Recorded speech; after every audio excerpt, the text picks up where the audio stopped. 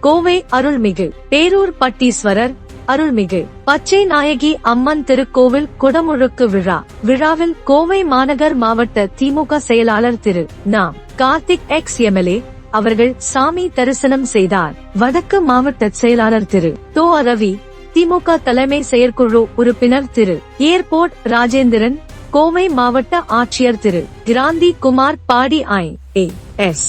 மாநகராட்சி மேயர் திருமதி இரங்கநாயகி இராமச்சந்திரன், மாநகராட்சி கிழக்கு மண்டல தலைவர் திருமதி இலக்குமி இளஞ்செல்வி கார்த்திக், கழக நிர்வாகிகள், லட்சக்கணக்கான பக்தர்கள், பொதுமக்கள் கலந்து கொண்டு சாமி தரிசனம் செய்தனர்.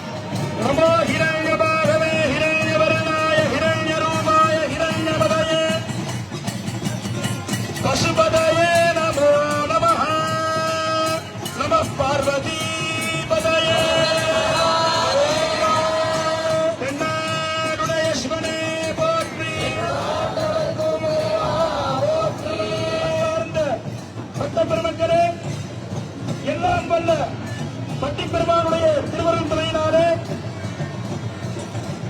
நாமெல்லாம் அவரோடு எதிர்பார்த்திருந்த இத்திருக்கோயிலின் மகா கும்பாபிஷேக திருக்குட நன்னீராட்டு பெருஞ்சாந்தி பெருவிழாவானது இன்னும் சில மணித்துறைகளே நடைபெற உள்ளது.